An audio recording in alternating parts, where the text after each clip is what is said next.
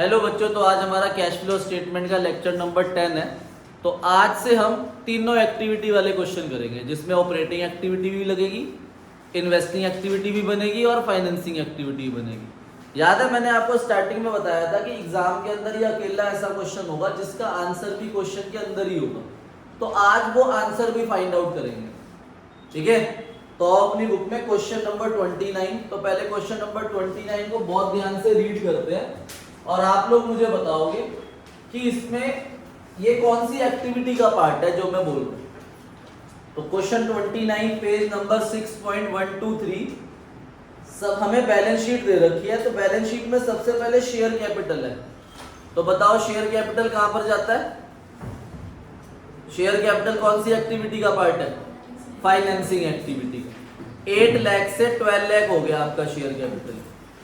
उसके बाद reserve and surplus given है, 4 लाख से 3,50,000 हुआ है। रिजर्व एंड सरप्लस का क्या यूज होता है? रिजर्व एंड सरप्लस का नेट प्रॉफिट बिफोर टैक्स आता है।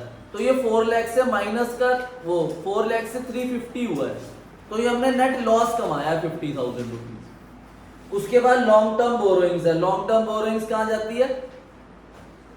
फाइनेंसिंग एक्टिविटी के अंदर। करंट लायबिलिटी का इंक्रीज डिक्रीज ऑपरेटिंग एक्टिविटी में जाता है। फिर एसेट्स में आ जाओ। नॉन करंट एसेट्स के अंदर फर्स्ट पॉइंट में प्रॉपर्टी प्लांट एंड इक्विपमेंट में मशीनरी है। तो मशीनरी आपका कहां जाता है? इन्वेस्टिंग एक्टिविटी में। 9 लाख से 12 लाख हुई है। अगर क्वेश्चन कुछ नहीं बोलेगा तो 3 लाख रुपीज हम परचेज मान लेंगे, और purchase of machinery investing activity में जाता है। फिर करंट एसेट्स में इन्वेंट्री का इंक्रीज डिक्रीज ऑपरेटिंग में जाता है। ट्रेड रिसीवेबल का इंक्रीज डिक्रीज ऑपरेटिंग में जाता है। और कैश एंड कैश इक्विवेलेंट हम नहीं लेते, ठीक है। अब नीचे एडिशनल इंफॉर्मेशन में फर्स्ट पॉइंट कह रहा है कंपनी ने पेड करा इंटरेस्ट 36,000 लॉन्ग टर्म बोरोइंग। कहां जाता है इंटरेस्ट पेड? दो जगह जाता है, लिखवाया हुआ है। ऑपरेटिंग एक्टिविटी में प्लस और फाइनेंसिंग में माइनस, ये याद रखना।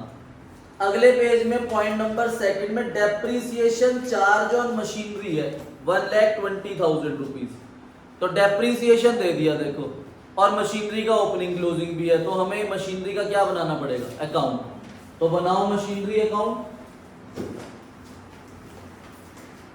फुल फॉर्म ही लिखना, machinery account, particular amount, opening इधर लिख दो, to balance brought down, closing इधर by balance carried down. Opening हमारे पास है 9 लाख और क्लोजिंग हमारे पास है 12 लाख। डेप्रीसिएशन हमें दे रखा है ड्यूरिंग द ईयर 1,20,000। तो 13,20,000 रुपीज आपके पास टोटल आ गया इधर का। तो इधर भी सम 13,20,000 होना चाहिए। तो हमारे पास टू बैंक अकाउंट से परचेज आ जाएगा बैलेंसिंग फिगर में 4,20,000 रुपीज, ठीक है भाई। तो ये हमारा वर्किंग नोट बन गया मशीनरी का। आपको पता है मशीनरी में जो डेप्रिसिएशन है ये ऑपरेटिंग एक्टिविटी में प्लस होता है, और जो परचेज है ये इन्वेस्टिंग एक्टिविटी में माइनस होता है, ठीक है भाई। तो एक ही वर्किंग नोट बनना था हमारा मशीनरी अकाउंट का, तो वो हमने बना दिया। अब हम कैश फ्लो स्टेटमेंट बनाएंगे। नेट प्रॉफिट बिफोर टैक्स की हमें कोई भी चीज गिवन नहीं है, सिर्फ एक ही चीज गिवन है, रिजर्व एंड सरप्लस। ना हमारे पास प्रपोज डिविडेंड है, ना प्रोविजन फॉर टैक्स है, ना इंटरिम डिविडेंड पेड है, ना डिविडेंड पेड है, ना रिफंड ऑफ टैक्स है, ना ट्रांसफर टू जनरल रिजर्व। तो अब सिंपल हम सीधा इसके नीचे फॉर्मेट बनाएंगे कैश फ्लो स्टेटमेंट। अब आप ये 2 कॉलम बनाओगे और यहां लिखोगे ऊपर कैश फ्लो स्टेटमेंट, अमाउंट, इधर भी अमाउंट, और यहां पर्टिकुलर्स, और यहां लिखोगे A point cash flow from operating activity. तो नेट प्रॉफिट बिफोर टैक्स में हमें लॉस गिवन है। लॉस हमारे पास रिजर्व एंड सरप्लस गिवन था, उसमें 4 लाख से वो 350 हुआ है। तो माइनस का 50,000 रुपीज लिखेंगे हम यहाँ नेट लॉस। फिर हेडिंग आती है adjustment of non cash and non operating items. तो नॉन कैश और नॉन ऑपरेटिंग आइटम्स, कोई भी आप एक्टिविटी अगर बनाओगे ना, चाहे वो ऑपरेटिंग बनाओ, चाहे वो इन्वेस्टिंग बनाओ, चाहे वो फाइनेंसिंग बनाओ, तो सबसे पहले वर्किंग नोट देखोगे। तो वर्किंग नोट में हमारे पास डेप्रिसिएशन मिला, तो यहां पर पहली चीज आ जाएगी डेप्रिसिएशन ऑन मशीन। तो डेप्रिसिएशन है मशीन का 1,20,000 रुपीज, डेप्रिसिएशन ऑन मशीन। इसके बाद हमारे पास एक चीज और है, इंटरेस्ट पेड। तो इंटरेस्ट पेड हमारे पास है 36,000 रुपीज। तो interest paid on long term borrowings, तो लॉन्ग टर्म बोरोइंग्स का इंटरेस्ट पेड 36,000 है। तो 1,56,000 है, माइनस कर देंगे 50,000, तो 1,06,000 आएगा आपका operating profit before working capital changes. तो operating profit before working capital changes हमारा 1,06,000 आ गया। अब क्या होता है, इसके नीचे क्या हेडिंग आती है, decrease in current asset and increase in current liability आपका ऐड होता है, और increase in current asset and decrease in current liability आपका लेस होता है। तो इसी के नीचे आप कंटिन्यू करोगे, इधर फॉर्मेट बना रहा हूं मैं,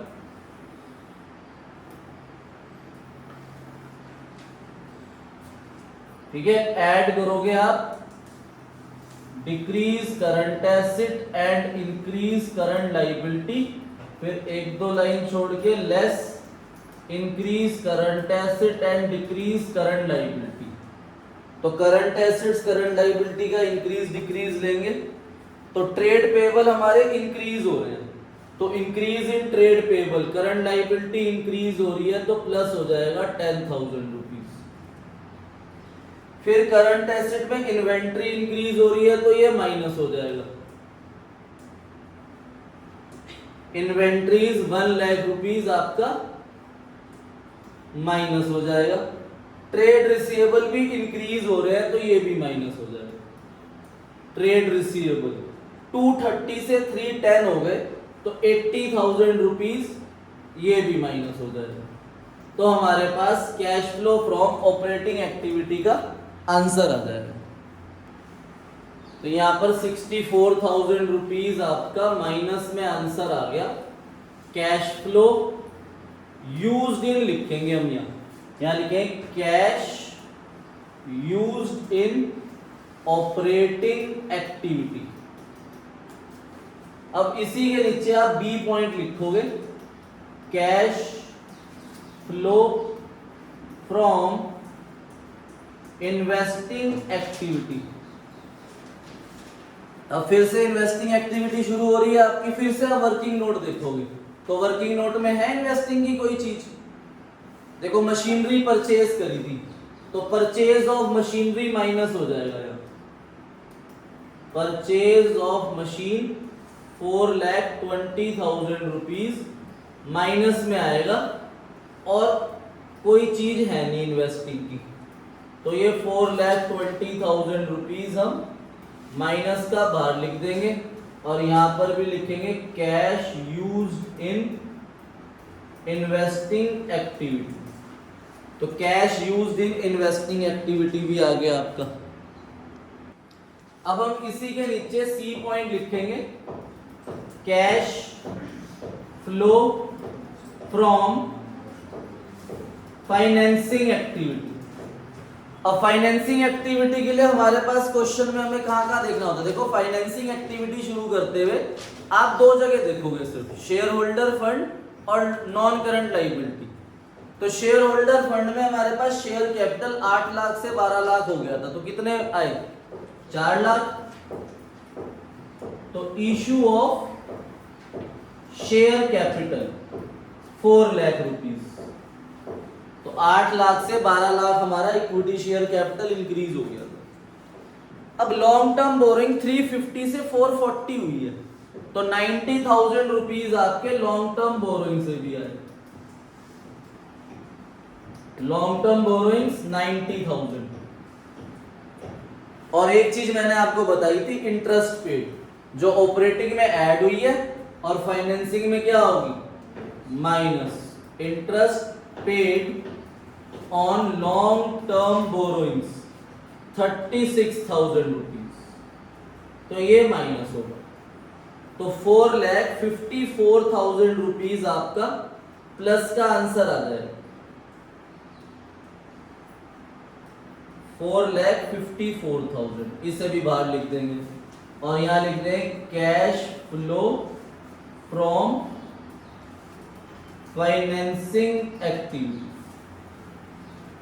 अब इधर देखना बोर्ड पे, एक मिनट स्टॉप राइटिंग। मैंने आपको क्या बताया कि इस क्वेश्चन का आंसर क्वेश्चन में ही होता है। देखो ये ऑपरेटिंग, इन्वेस्टिंग, फाइनेंसिंग तो आंसर नीचे गिवन होता ही है, वो हमें एग्जाम में गिवन नहीं होगा, पर एग्जाम के अंदर हमें वो अमाउंट गिवन होगा जो इन तीनों को प्लस करके आता है। देखो भाई 420 और माइनस का 64, तो ये तो प्लस हो जाएंगे, तो ये माइनस का 484 हो गया और प्लस का 454 है, तो इन तीनों को प्लस करके मेरे पास माइनस का 30,000 आया। बुक आप सबके पास है। अब उसमें मैंने कैश एंड कैश इक्विवेलेंट छुड़वाया था ना। अब देखो कैश एंड कैश इक्विवेलेंट का डिफरेंस कितना है, 30,000। कितना है ये भी, पर सर ये तो माइनस का 30 है। देखो उसका डिफरेंस भी कम हो रहा है। पहले ओपनिंग में कितना था, 370, फिर माइनस 30 करा तो कितना हो गया, 340। तो ये 30,000 रुपीज उस कैश एंड कैश इक्विवेलेंट के डिफरेंस से मैच होगा। तो अगर ये मैच हो गया एग्जाम के अंदर तो हमारा क्वेश्चन बिल्कुल ठीक है, और अगर मैच नहीं हुआ तो हमने कोई ना कोई चीज लिखनी रह गई हमसे। तो अब यहाँ पे 30,000 में आप इसे लिखोगे नेट कैश डिक्रीज, यहां लिखोगे net decrease in cash and cash equivalent. Net decrease हुआ, डिक्रीज क्यों लिखा, क्योंकि माइनस में आया, तो हमारा नेट कैश डिक्रीज हो गया, cash and cash equivalent during the year. फिर इसमें आप ऐड कर दोगे opening cash and cash equivalent. Opening cash and cash equivalent है 370, तो क्लोजिंग आ जाएगा आपका 340, और इसके आगे आप लिख दोगे closing cash and cash equivalent. ठीक है, ओपनिंग 370 था, उसमें नेट डिक्रीज 30,000 माइनस करा, तो हमारे पास closing cash and cash equivalent आ गया, जो हमारा बुक से मैच हो गया। आओ बेटा क्वेश्चन नंबर 30 के ए पार्ट पे ध्यान से रीड करो क्वेश्चन को। सेम क्वेश्चन है, बस हमें ये पहचानना है कौन सी एक्टिविटी का पार्ट है। देखो सबसे पहले शेयर कैपिटल है, कहां जाता है शेयर कैपिटल, फाइनेंसिंग में, पर ये नहीं जाएगा क्योंकि ओपनिंग में भी 2 लाख है, क्लोजिंग में भी 2 लाख है, सेम है, तो ना इनफ्लो हुआ कैश का ना आउटफ्लो हुआ। रिजर्व एंड सरप्लस किसके लिए यूज होता है, नेट प्रॉफिट बिफोर टैक्स निकालने के लिए। लॉन्ग टर्म बोरोइंग्स फाइनेंसिंग में।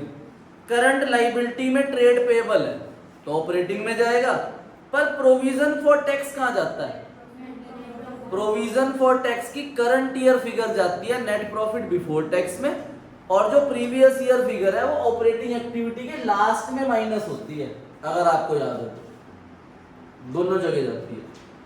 उसके बाद हमारे पास है नॉन करंट एसेट, उसमें प्रॉपर्टी प्लांट एंड इक्विपमेंट का नोट नंबर 1 है, तो हम नोट नंबर 1 पे गए नीचे, तो वह मशीनरी है। ओपनिंग में मशीनरी 220 है और क्लोजिंग में मशीनरी 375 है। ऐसी एक्यूमुलेटेड डेप्रिसिएशन ओपनिंग में 36 है, क्लोजिंग में 52 हो गया।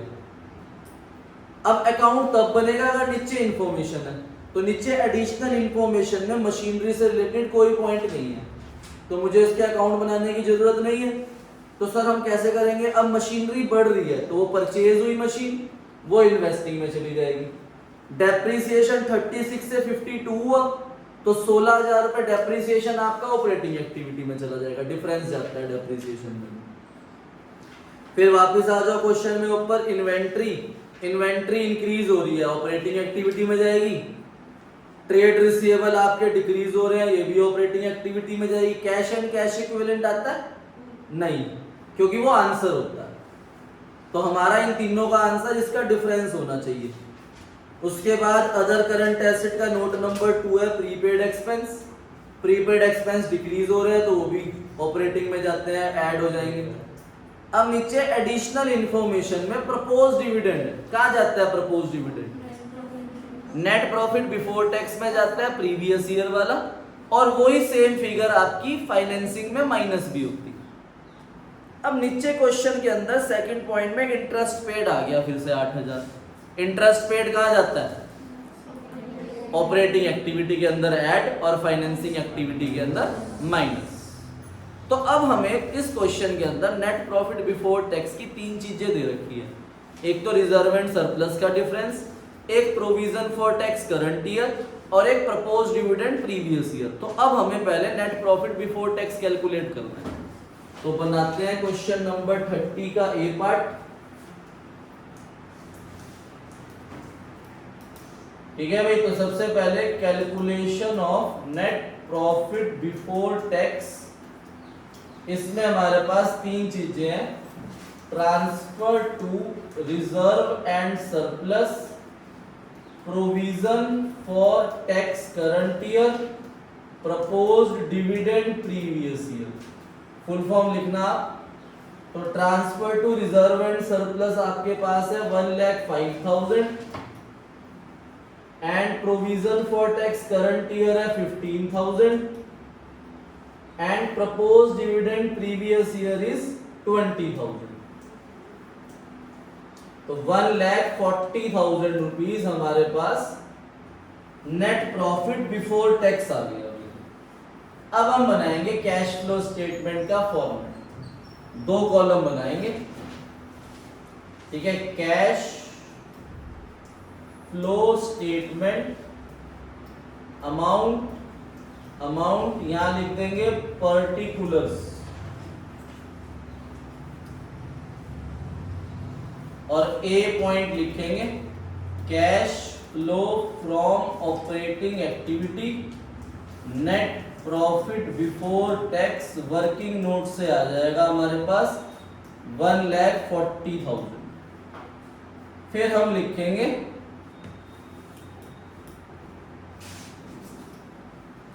Adjustment of non cash and non operating items.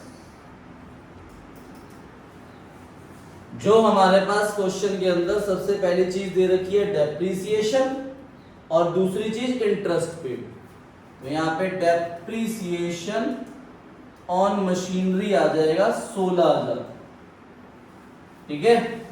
और दूसरी चीज interest paid on long term borrowings which is 8,000। तो 140 प्लस 24 1,64,000 हो गया आपका आंसर। और मतलब आंसर नहीं आया ये हमारे पास क्या आया? Operating profit before working capital changes, ठीक है। Operating profit before working capital changes आ गया हमारे पास।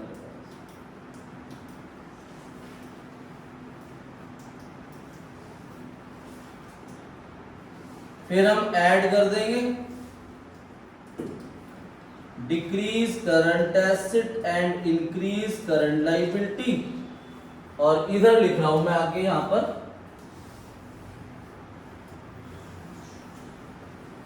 लेस कर देंगे increase current asset and decrease current liability. तो अब करंट एसेट्स करंट लायबिलिटी देखते हैं। तो हमारे पास ट्रेड पेबल डिक्रीज हो रहे हैं, 90 से 64 हो गए, तो 26,000 रुपीज करंट लायबिलिटी डिक्रीज हुई है, तो माइनस हो जाएगा ट्रेड पेबल 26,000 रुपीज। फिर इन्वेंट्री आपकी इंक्रीज हो रही है, ये भी माइनस हो जाएगा। इन्वेंट्री हुई 50 से 72, 22,000 रुपीज, ये भी माइनस। इन्वेंट्री के बाद है आपके पास trade receivable. Trade receivable decrease हो रहे हैं तो ये ऐड होंगे। Trade receivable 75 minus 51,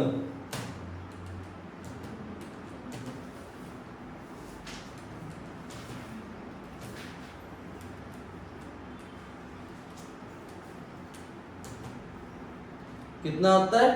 75 minus 21, 51, 24। तो ट्रेड रिसीवेबल 24,000 रुपीज ऐड हो रहे हैं। और हमारा प्रीपेड एक्सपेंस भी है अदर करंट एसेट में 2000 डिक्रीज हुआ, तो वो प्रीपेड एक्सपेंस 2000 रुपए ये भी ऐड होगा। तो अब इन्हें प्लस माइनस करके हमारा आंसर आएगा जो भी, उसे हम बोलते हैं कैश जनरेटेड फ्रॉम ऑपरेशन।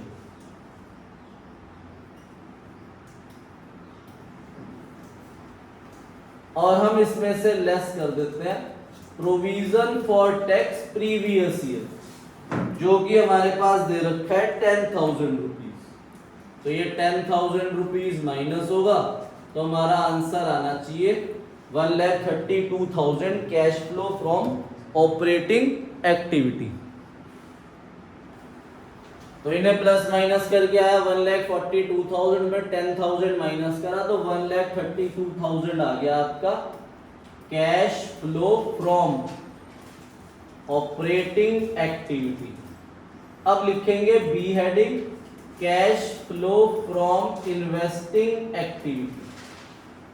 अब इन्वेस्टिंग एक्टिविटी, जैसे इन्वेस्टिंग एक्टिविटी शुरू होगी तो सबसे पहले आपको कहां देखना है? नॉन करंट एसेट्स में।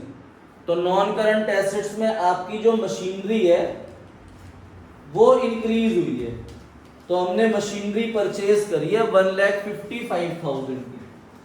तो परचेज ऑफ मशीनरी आ जाएगा 1,55,000 माइनस का, और कोई चीज है नहीं, तो 1,55,000 ही आपका आंसर हो जाएगा cash used in investing activity.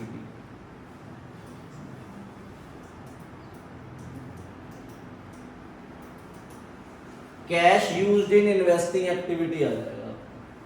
ठीक है भाई। अब हम करेंगे C point cash flow from financing activity. अब फाइनेंसिंग एक्टिविटी शुरू करेंगे तो हम सिर्फ दो जगह देखेंगे, एक तो शेयर कैपिटल और लॉन्ग टर्म बोरोइंग्स, मतलब नॉन करंट लायबिलिटी। और वो चीज आपको याद रखनी है, तो दो जगह गई थी, इंटरेस्ट पेड और प्रपोज डिविडेंड प्रीवियस ईयर, वो यहां भी है। तो हमारे पास शेयर कैपिटल तो सेम रहा, लॉन्ग टर्म बोरोइंग्स 25,000 से इंक्रीज हुई थी, तो लॉन्ग टर्म बोरोइंग्स 25,000 रुपीज आपका इंक्रीज हुआ। ठीक है। उसके बाद आपने प्रपोज डिविडेंड पेड करा, propose dividend previous year, propose dividend previous year is 20,000 minus and interest paid on long term borrowings 8,000 rupees, ये माइनस हो जाएगा। तो हमारे पास माइनस का 3,000 रुपीज आंसर आएगा ये, और इसे हम लिख देंगे cash used in financing activity. तो अब आपको क्या करना है? अब आपको इसके डिफरेंस में से इसके डिफरेंस को माइनस करना है। देखो 155 और 3000 माइनस का है, तो ये 158 हो गया। ठीक है भाई। और उसमें से माइनस करेंगे 132, तो 26,000 आना चाहिए। तो माइनस का 26,000 आपका डिफरेंस होना चाहिए कैश एंड कैश इक्विवेलेंट का, और वही देखो 26,000 रुपीज वहां पर डिफरेंस। तो हमारा यहाँ पर 26,000 रुपीज आया माइनस का, और इसमें हम ऐड करेंगे 59,000, तो closing cash and cash equivalent 33,000 rupees आ जाएगा। तो 26,000 के आगे आप लिखोगे net decrease in cash and cash equivalent during the year, लिखते हैं पूरा net decrease in cash and cash equivalent during the year.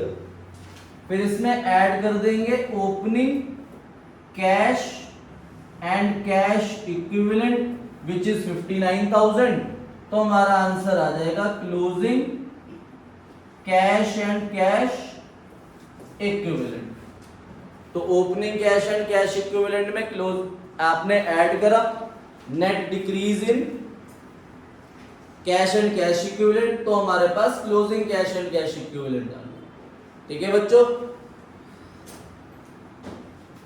तो अब ध्यान से क्वेश्चन नंबर 30 का बी पार्ट करते हैं। ध्यान से रीड करो। देखो क्या लिखा है। सबसे पहले हमारे पास शेयर कैपिटल। आपको पता है शेयर कैपिटल कहां पर जाता है? Financing activity. फिर रिजर्व एंड सरप्लस का नीचे नोट नंबर 1 है। क्या आता है रिजर्व एंड सरप्लस से? Net profit before tax. तो ट्रांसफर टू जनरल रिजर्व और डिफरेंस बिटवीन पीएल लेकर हम नेट प्रॉफिट बिफोर टैक्स में रखेंगे। फिर वापस क्वेश्चन में आ जाओ ऊपर, लॉन्ग टर्म बोरोइंग्स, उसका नोट नंबर 2 है नीचे। क्या है लॉन्ग टर्म बोरोइंग्स में? 12% डिवेंचर। कहाँ जाते हैं डिवेंचर्स? फाइनेंसिंग में। पर 12% का क्या निकलता है? और वो दो जगह जाता है, ऑपरेटिंग में ऐड और फाइनेंसिंग में माइनस। और 12% क्वेश्चन कुछ ना बोले तो ओपनिंग पे लगता है। अब ध्यान से क्वेश्चन में वापस आ जाओ ऊपर, करंट लायबिलिटी में शॉर्ट टर्म बोरोइंग्स है। शॉर्ट टर्म बोरोइंग्स भी फाइनेंसिंग में जाती है। नोट नंबर 3 में आपके पास बैंक ओवरड्राफ्ट दे रखा है जो 70,000 से 40,000 हुआ है, ये भी कहाँ जाएगा? फाइनेंसिंग में। फिर ट्रेड पेबल है, इसका डिक्रीज ऑपरेटिंग में जाता है।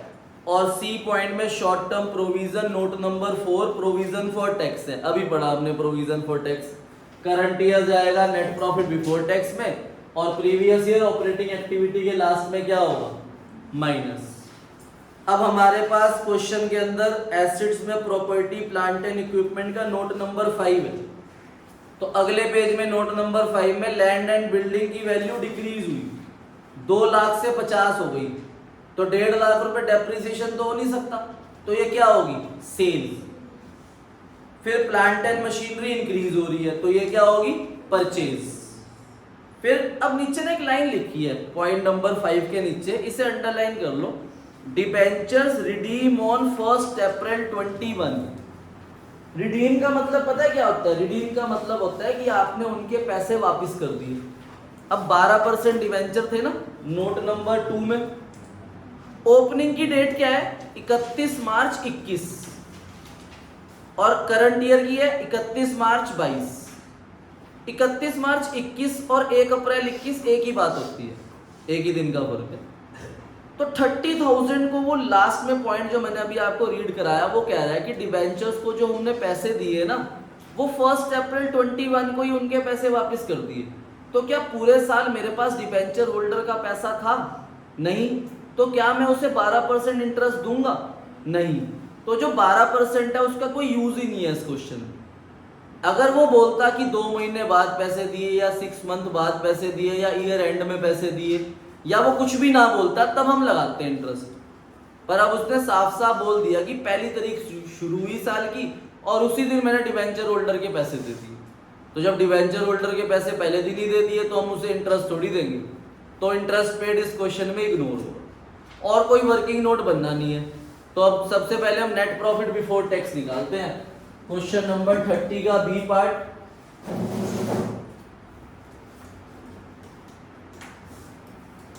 Calculation of net profit before tax.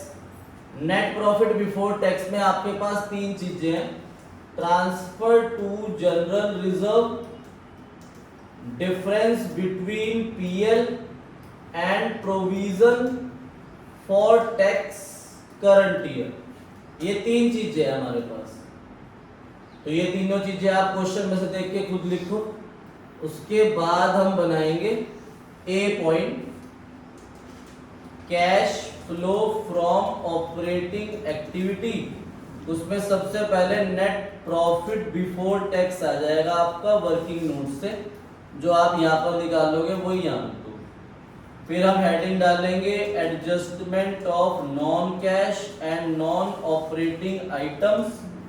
तो नॉन कैश और नॉन ऑपरेटिंग आइटम्स में आपके पास सिर्फ एक ही चीज है, इंटरेस्ट पेड आना चाहिए था डिबेंचर का, पर इंटरेस्ट पेड डिबेंचर पे है ही नहीं।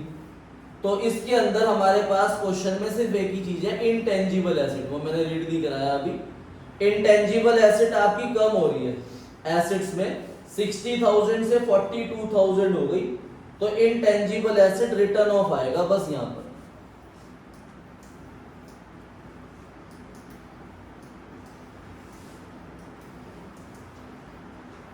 ठीक है, उसके बाद ना इंटरेस्ट पेड है ना डेप्रिसिएशन है, कुछ नहीं है।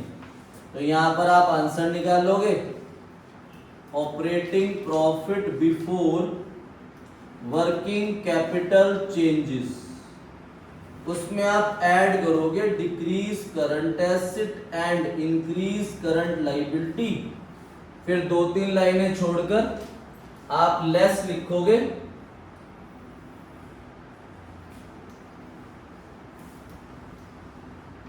Increase current asset and decrease current liability, फिर जो आपका आंसर आएगा उसे हम बोलते हैं कैश जनरेटेड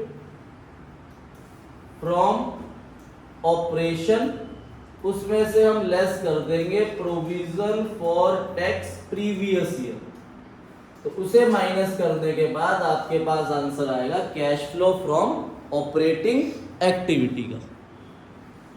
तो ट्रांसफर टू जनरल रिजर्व है आपके पास 1,25,000 rupees, difference between PL is 47,000 rupees, provision for tax current year is 30,000 rupees, तो इनका सम करके 1,02,000 रुपीज आ गया आपका net profit before tax.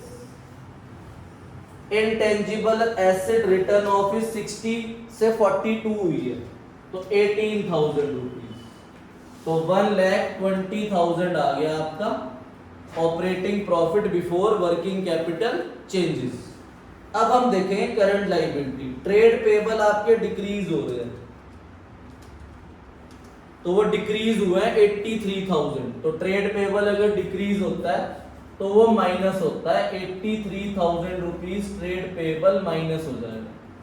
Trade payable के बाद है आपके पास इन्वेंट्री, इन्वेंट्री डिक्रीज हो रही है तो वो ऐड होगी, करंट एसेट डिक्रीज होती है तो वो ऐड हो जाती है, और ट्रेड रिसीवेबल आपके इंक्रीज हो रहे हैं 34,000, वो माइनस हो गए, ट्रेड रिसीवेबल 34,000 माइनस, और फिर हम इसे प्लस करेंगे 120 प्लस 40 160, 160 में से माइनस कर देंगे 83 माइनस 34, तो 43,000 रुपीज आपका कैश जनरेटेड फ्रॉम ऑपरेशन आएगा। इसमें से हम 22,000 provision for tax previous year minus कर देंगे, तो 21,000 रुपीज आपका cash flow from operating activity answer आ जाएगा। अब आप लिखोगे B heading, cash flow from investing activity.